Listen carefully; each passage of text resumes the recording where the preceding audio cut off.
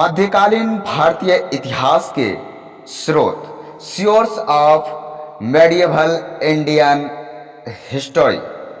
यानी इस वीडियो में हम अध्ययन करेंगे सल्तनत कालीन प्रमुख ऐतिहासिक स्रोत और मुगल कालीन ऐतिहासिक स्रोत के बारे में। दोस्तों, इसमें जो हम अध्ययन करेंगे पूरा मध्यकालीन भारत में जो मेन टॉपिक है, जो दो मेन भाग है ये जो है मध्यकालीन भारत का, सल्तनत कालीन और मुगल कालीन, ये दो भाग में ही हमारा मध्यकालीन इतिहास खत्म हो जाता है। तो बिना देर किए हुए क्यों न इस पे बहस करें।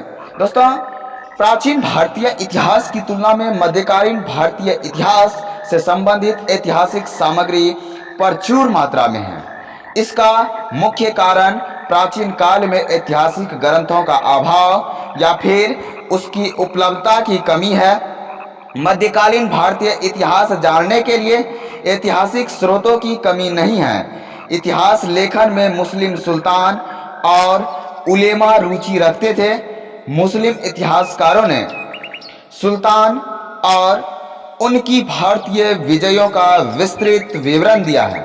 साहित्य स्रोतों के अतिरिक्त मध्यकालीन भारत में विदेशी यात्रियों के यात्रा वृतांत, शिक्षित सुल्तानों की आत्मकथा, विजय अभियानों के बाद स्थापित विजय स्मारक, विजय स्तंभ आदि ऐतिहासिक स्रोतों से भी पर्याप्त जानकारी मिलती है। सल्तनत काल में फारसी और अरबी पुस्तकों की रचना की गई।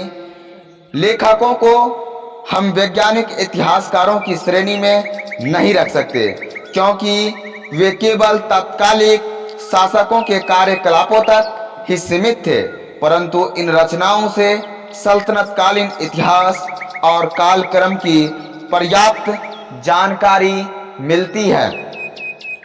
आइए, इसमें जो है पहला टॉपिक है मध्यकालीन भारत में सल्तनत कालीन प्रमुख ऐतिहासिक स्रोत जो है, इसमें है साहित्यिक साक्ष्य।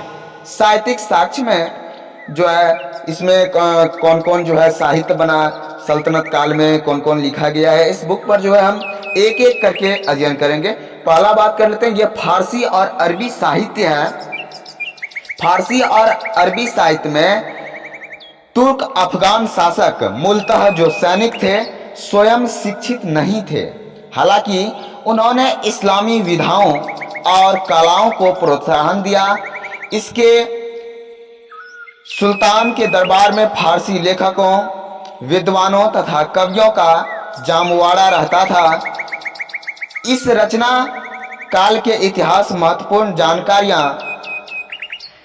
तारीख उल हिंद में, चचनामा में, ताज उल मासीर में, तारीख ए फिरोज शाही में, फुतुहात ए फिरोज शाही में, जैनुअल अखबार में, तकबात ए नासिरी में, ये सब पुस्तक हैं जो फारसी और अरबी साहित्य में लिखा गया।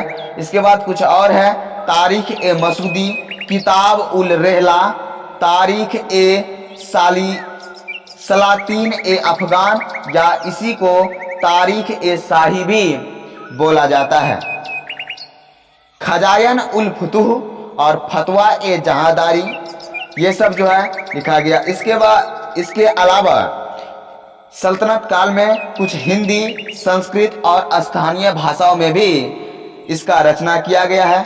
सल्तनत काल में इतिहास की बहुत सी जानकारी हिंदी, संस्कृत तथा स्थानीय भाषाओं की साहित्य से भी मिलती है। इस काल में रामानुज के ब्रह्म सूत्रों पर टीकाएं लिखी। जयदेव ने गीत गोविंद तथा प्रसन्न राघव नाटक की रचना की। जय सिंह सूरी ने हमीर मद मर्दन, रवि वर्मन ने पद्योमाभ्युदय, विद्यानाथ जो है इन्होंने प्रताप रुद्र कल्याण नामक नाटक की भी रचना की है। हिंदू कानून पर आधारित प्रसिद्ध ग्रंथ मिताक्षरा की रचना विज्ञानेश्वर ने इसी काल में की थी, जो इतिहास की एक अमूल्य निधि है। ज्योतिष के प्रसिद्ध विद्वान भास्कराचार्य ने योग्य वैशेषिक तथा न्याय दर्शन पर टीकाएं लिखी। कल्हण की राजतरंगिणी जो इसी काल में लिखी गई एक प्रमाण ऐतिहासिक रचना है। प्रादेशिक भाषाओं के साहित्य से भी हमें इस काल की घटनाओं की महत्वपूर्ण जानकारी मिलती है। चंद्रवरदायी कृत्य पृथ्वीराज रासो नामक रचना से पृथ्वीराज चौहान के समय की जानकारी प्राप्त होती है। नयन चंद्र सूरी द्वारा रचित हमीर महाकाव्य से हमें जानकारी मिलती है। इसमें रणथंभौर के राणा हमीर की जानकारी मिलती है। इसी कारण इस काल में मैथिली, बंगला, राजस्थानी तथा मराठी भाषाओं के भी अनेक ऐतिहासिक महत्व हैं। फारसी तथा अरबी साहित्य की इसमें तुर्क अफगान शासक मूलतः जो सैनिक थे और स्वयं शिक्षित नहीं थे, हालांकि उन्होंने इस्लामी विधाओं और कलाओं को प्रोत्साहन दिया। प्रत्येक सुल्तान के दरबार में फारसी लेखकों, विद्वानों तथा कवियों का जमवाड़ा लगा रहता था। तारिक उल हिंद की बात करें, ये जो इस्लाम के द्वारा लिखा गया जो पुस्तक है मुस्लिम लेखकों के द्वारा, इस पुस्तक की रचना अल-बरूनी द्वारा किया गया। वह महमूद गजनवी के आक्रमण के समय भारत आता था। वह अरबी और फारसी भाषा का ज्ञाता था। अपनी इस पुस्तक में उसने 11वीं शताब्दी के प्रारंभ में हिंदुओं के साहित्य, विज्ञान, धर्म का आंखों देखा सजीव वर्णन किया है। इस पुस्तक के अध्ययन से तत्कालिक सामाजिक दशा का पर्याप्त ज्ञान होता है। यह पुस्तक किताब उल हिंद के नाम से भी प्रसिद्ध है। चचनामा की बात करें, ये भी अरबी भाषा में लिखी गई है। मोहम्मद अली बिन अबूबकर कूफी ने नसीरुद्दीन कुवाचा के समय इसका फारसी में अनुवाद किया। चचनामा अरबों की सिंध विजय की जानकारी का मूल स्रोत है। एक और पुस्तक है हसन निजामी द्वारा लिखा गया। इस पुस्तक का नाम है ताज उल मासीर। दोस्तों, ताज उल मासीर पुस्तक जो है 1192 ईस्वी से 1228 ईस्वी तक के भारत की घटनाओं का विवरण इसमें है। इसमें राजनीतिक घटनाओं के साथ साथ सामाजिक तथा धार्मिक जीवन का उल्लेख भी किया गया है। दिल्ली सल्तनत के प्रारंभिक दिनों का प्रामाणिक इतिहास इस पुस्तक में पर्याप्त रूप से मिलता है। यह अरबी एवं फारसी दोनों भाषाओं में लिखी गई है। एक पुस्तक है तारीख ए फिरोज शाही, जिसको जियाउद्दीन बर्नी ने लिखे हैं। तारीख ए फिरोज शाही वह तुगलक शासकों का समकालीन था। तारीख ए फिरोज शाही ने इसमें जो है बलबन के सिंहासन रोहन से लेकर फिरोज शाह तुगलक के शासनकाल के 6ठे वर्ष तक के वर्णन है। इस रचना में उस काल के सामाजिक, आर्थिक जीवन तथा न्याय सुधारों का वर्णन किया गया है। बर्नी राजस्व अधिकार के पद पर कार्यरत था, अतः उसने अपनी पुस्तक में राजस्व स्थिति का वर्णन किया है और इसका पूरा विस्तार पूर्वक इसमें दिया हुआ है। इस ग्रंथ में तत्कालीन संतों, दार्शनिकों, इतिहासकारों, कवियों, चिकित्सकों के विषय में भी लिखा गया है। इसके साथ ही अलाउद्दीन खिलजी के शासनकाल में सामाजिक, आर्थिक दशा पर जो है कुछ सजीव वर्णन भी इस पुस्तक में मिलता है। बात कर लेते हैं हम फुतुहात ए फिरोज शाही पर। दोस्तों, फुतुहात ए फिरोज शाही ये फिरोज शाह तुगलक के शासन प्रबंध के बारे में विस्तृत जानकारी दी गई है। इसमें फिरोज शाह तुगलक के सैन्य अभियानों का वर्णन किया गया है। इस विषय में कहा गया है कि स्वयं फिरोज शाह तुगलक ने इसे लिखा है। जनवल अखबार इस पुस्तक के लेखक अबी सईद थे।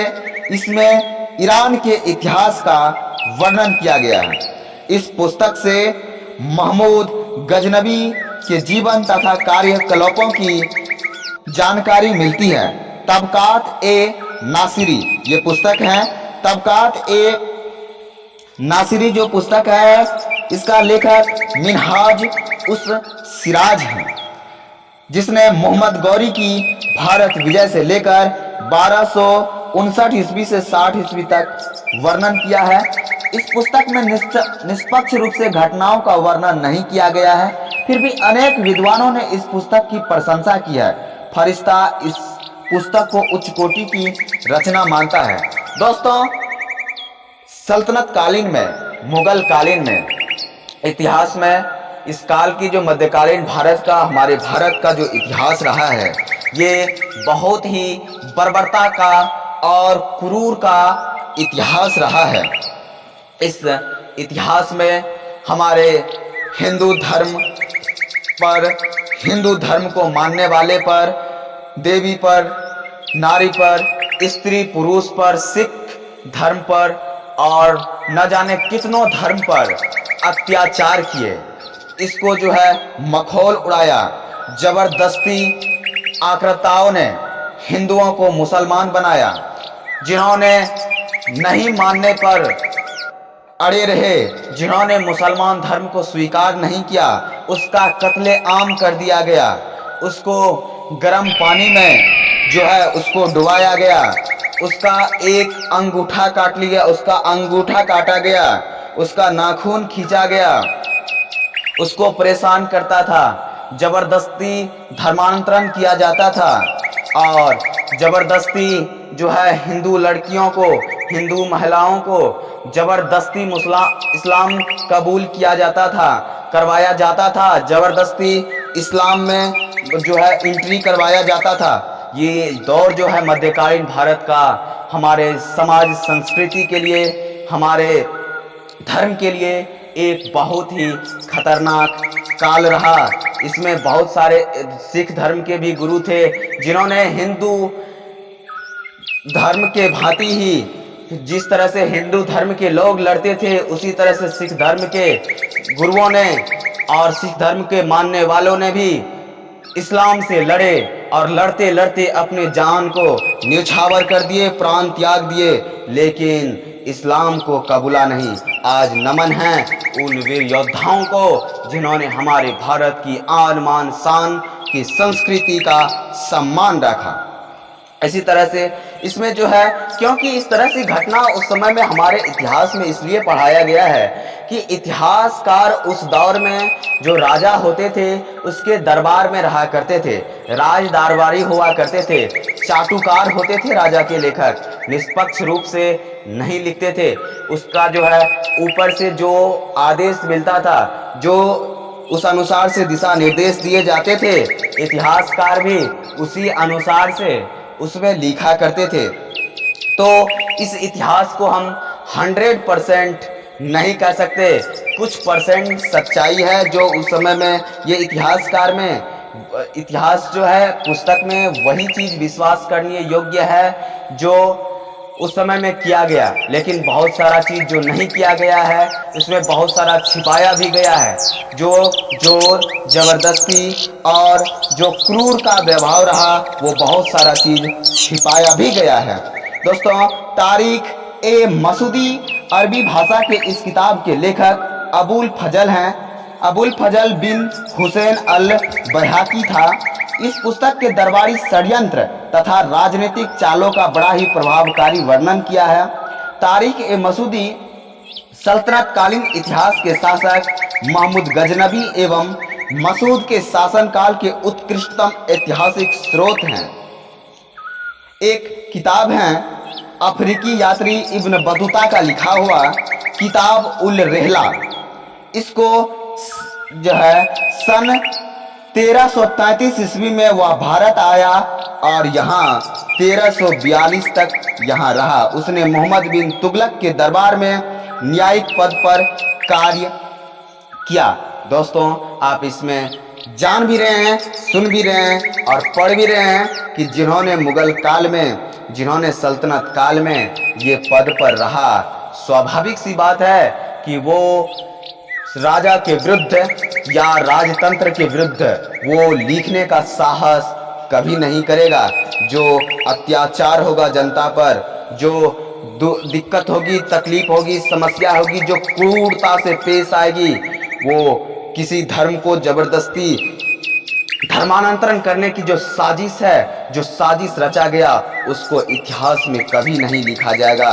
ये भूल है हम लोगों की, जो इस इतिहास को पढ़ पढ़ कर इस घटना को सच्ची करार मानते आए हैं। जब से हमारे देश आजाद हुआ है, उस समय से हमारे देश के आजाद भारत के कई सारे शिक्षा मंत्री, जिन्होंने मुस्लिम रहे, मोहम्मडन रहे, पाकिस्तान के समर्थक रहे, उन्होंने हमारे शिक्षा मंत्री रहे, तो उन्होंने भी हमारे इतिहास में परिवर्तन करने की जो सच्चा चीज है, हमारे बच्चों को स्कूलों में भी पढ़ाने की कोशिश नहीं की। अगर इसको इस पर जो है अब समय आ गया है, अभी भी इस पर फिर से रिसर्च नहीं किया गया, तो फिर हमारे ब्रेन वॉश हो जाएंगे। हम लोग सच्चाई से, हकीकत से वाकिफ नहीं हो पाएंगे, बहुत दूर रह जाएंगे। दोस्तों, किताब उल रहला अरबी भाषा में लिखित इस पुस्तक में मोहम्मद बिन तुगलक के शासनकाल में राजनीतिक तथा सामाजिक स्थिति का अच्छा चित्रण किया गया है। तारीख ए सलातीन ए अफगान या तारीख ए शाही, यह पुस्तक अहमद यादगार द्वारा लिखी गई है। इसमें अफगानों एवं लौदी वंश के शासनकाल के इतिहास की पर्याप्त जानकारी है, लेकिन एक बार फिर बोल रहा हूं कि ये जानकारी तो है, लेकिन ये राजा के द्वारा, राजतंत्र के द्वारा ये लिखवाया गया जानकारी है, ये जमीनी से जुड़ा हुआ जानकारी नहीं है। किताब उल यामिनी ये उल्बी के द्वारा लिखा गया है। इस पुस्तक में सुपुतगीन और महमूद गजनबी के 10 से 20 यानी कि 1020 ईस्वी तक के इतिहास की जानकारी मिलती है। एक और पुस्तक है खजायन उल फुतूह, यह पुस्तक अमीर खुसरो के द्वारा लिखी गई है। इससे दिल्ली सल्तनत के इतिहास से संबंधित महत्वपूर्ण जानकारियां मिलती है। दोस्तों, ये आक्रांताओं के द्वारा लिखा गया भारत के इतिहास भारत की सच्चाई को कतई नहीं दर्शा सकती। मैं बार बार बोलता हूं, इस पर अमल जरूर रखना। एक और पुस्तक है फतवा ए जहादारी। इस पुस्तक की रचना जियाउद्दीन बर्नी ने की थी। इसमें शरीयत के अनुसार मुस्लिम शासकों के लिए आदर्श राजनीतिक संहिता का वर्णन किया गया है। दोस्तों, मुस्लिम शासकों के लिए आदर्श राजनीति संहिता का वर्णन तो किया गया है, लेकिन ये सच्चाई से बहुत दूर है। इसमें जमीनी भावना को समझने के लिए आप अभी भी बहुत सारे प्रमाण हैं। हमारे मंदिर को तोड़ा गया, हमारे धर्म स्थल को तोड़ा गया, हमारे संस्कृति को, विरासत को नष्ट करवा दिया गया। बहुत सारे जैन धर्म के जो मंदिर थे, जो जैन धर्म के जो संस्कृति धार्मिक स्थल थे, जो बौद्ध मठ थे, जो हिंदू संस्कृति के जो स्थल थे, जो देवी देवताओं के मंदिर थे, मूर्ति थे, उसको तोड़ा गया, भंजक किया गया, बर्बाद किया गया सांस्कृतिक वातावरण को, और एक सौहार्द बिगाड़ने की कोशिश किया गया। लेकिन उस समय लाचार आक्रांताओं के द्वारा सजा दी जाती थी, सजाएं नहीं सिर्फ काट दी जाती थी, उसकी हत्याएं कर दी जाती थी। दोस्तों, ये इतिहास है। इसी तरह से सल्तनत कालीन में विदेशियों के द्वारा जो विदेश हैं, जो भारत के विवरण के लिए आया, इसमें कुछ विदेशियों का विवरण है। सल्तनत काल में अनेक विदेशी यात्री भारत आए और उन्होंने भारत भ्रमण करके उसका अपने ग्रंथों, विवरण पत्रों आदि में सजीव चित्रण किया। उसके द्वारा चर्चित रचनाओं में वर्णित जानकारी इस काल के इतिहास की जानकारी की महत्वपूर्ण स्रोत हैं। इसमें से कुछ सल्तनत कालीन यात्रियों का विवरण है जो अलबरूनी के द्वारा एक लिखा गया है। पुस्तक जो अलबरूनी जो भारत आया था, ये अलबरूनी ख्वारिज्म ने वह फारसी और अरबी भाषा का अच्छा ज्ञाता था। उसने संस्कृत, हिंदू धर्म तथा भारतीय दर्शन का अध्ययन किया। उसने अनेक पुस्तकें लिखी जिसमें तारीख उल हिंद सर्वाधिक प्रसिद्ध है। इसमें प्रारंभिक 11वीं शताब्दी के हिंदुओं के साहित्य, विज्ञान, धर्म तथा सामाजिक परंपराओं की जानकारी प्राप्त होती है। दूसरा विदेशी यात्री हैं हमारे Ibn Battuta. Ibn Battuta Mexico यानी अफ्रीका से आए थे। 1333 ईस्वी में भारत आए थे। 8 वर्ष भारत में रहने के दौरान उसने भारत में अनेक स्थानों की यात्राएं की। भारतीयों की खान पान, रहन सहन, परंपरा, धर्म आदि के विषय में बारीकी से लिखा। इब्न बतूता मोहम्मद बिन तुगलक के राज दरबार में काम करता था। दोस्तों ये आप खुद देख रहे हैं कि इब्न बतूता मोहम्मद बिन तुगलक के राज दरबार में काम करते थे। चाहे कितनों गली घूम ले, मोहल्ला घूम ले या कोई भी बस्ती क्यों न घूम ले, किसी के घर में जाकर के क्यों न रहा है, लेकिन ये सच्चाई जो अत्याचारों का और क्रूरों का है वो कभी नहीं लिखेगा। ये मैं 100% दावों के साथ कह सकता हूं। इब्न बतूता जो काम करता था, जिस कारण से उसे दरबारी राजनीति का भी व्यवहारिक ज्ञान था, और ये उस समय में राजनीति करने वाले, ये समझिए कि एक तरह के राजनेता थे। ये मोहम्मद बिन तुगलक के काल के ये भारत की सच्चाई को, अत्याचार को, क्रूरता को एक एक शब्दों के साथ जितनी हो रही थी सच्चाई के साथ लिखनी चाहिए थी वो नहीं लिखा गया है। मार्को पोलो 13वीं शताब्दी में भारत आया था। उसने दक्षिण भारत के सामाजिक जीवन का सजीव वर्णन किया है। वह वेनिस का निवासी था जो पांड्य राजा के दरबार में था। मार्को पोलो को मध्यकालीन यात्रियों का राजकुमार कहा जाता था। एक और इतिहासकार हैं अब्दुर्रज़्ज़ाक। अब्दुर्रज़्ज़ाक जो 1442 से 43 ईस्वी ये भारत में आया। उसने देवराय द्वितीय के शासनकाल में तैमूर राजवंश के शासक शाहरुख के राजदूत के रूप में विजयनगर साम्राज्य का दौरा किया था। अपनी यात्रा वृतांत में उसने विजयनगर कालीन सामाजिक तथा आर्थिक जीवन का विस्तार से वर्णन किया है। निकोलो डी कॉन्टी इटली का रहने वाला था। ये भी विदेशी यात्री हैं। ये 1420 से 21 ईस्वी में भारत आया था। ये जो है उसने देवराय प्रथम के शासनकाल में विजयनगर साम्राज्य का दौरा किया था इसने भी, और उसने ट्रेवल्स ऑफ निकोलो कॉन्टी नामक पुस्तक में इस यात्रा का वर्णन किया है। उसने वर्णन में तत्कालिक भारतीय समाज के रीति रिवाज, रहन सहन आदि की महत्वपूर्ण जानकारी की है। दोस्तों जो विदेशी यात्री हिंदू शासक के दरबार में गए, वहाँ पर जो स्थिति देखा और वहाँ का जो विचार उसको अच्छा लगा, उसके भावनाओं को के अंदर में जो जगह बना पाया, ये यात्री सब उन्हीं को लिखा है। और जो मुगल कालीन दरबारी चाटुकार साहित्यकार थे, उन्होंने कुकर्म को छिपाया, कुरीति को छिपाया, और वो जो उसके अनुसार, राजा के अनुसार जो उसको फरमाया जाता था या जिस को लिखने से उसे लाभ होता था, इतिहास में सिर्फ वही लिखने का कोशिश किया है। एक और यात्री हैं विदेशी डोमिंगो पायस।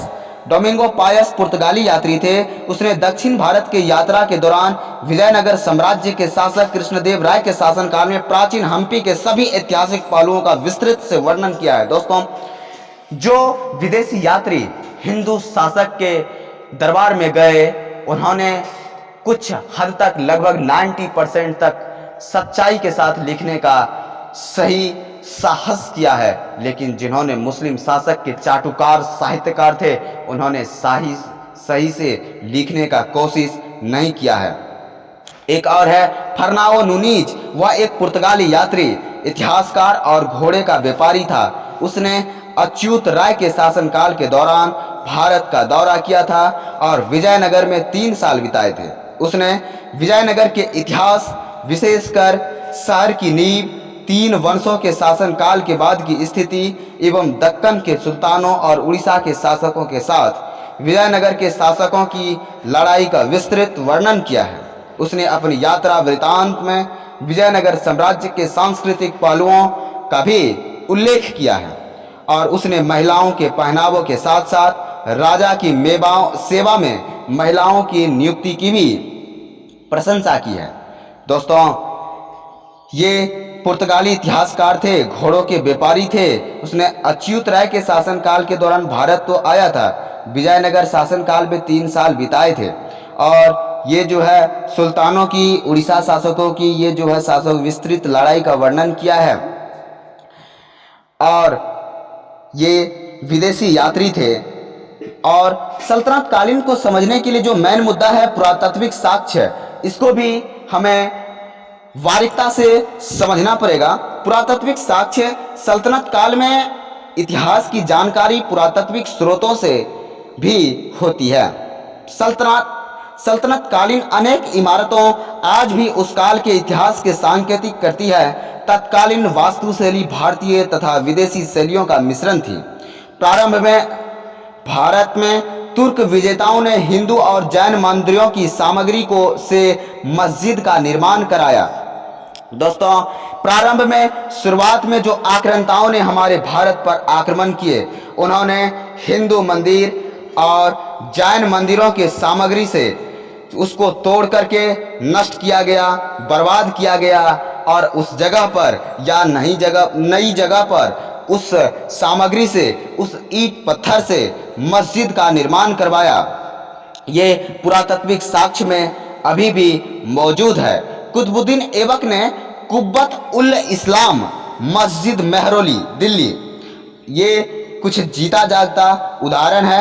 2.5 दिन का झोपड़ा जो अजमेर में है और कुतुब मीनार जो मेहरौली दिल्ली में बनवाई गई है, ये इमारतें इंडो इस्लामिक वास्तुकला के जीवंत उदाहरण हैं। दोस्तों, कुतुबुद्दीन ऐबक ने 1199 ईस्वी में कुब्बत उल इस्लाम मस्जिद के परिसर में कुतुब मीनार का निर्माण शुरू करवाया, जिसने इल्तुतमिश के 4 मंजिला तक पहुंचा दिया।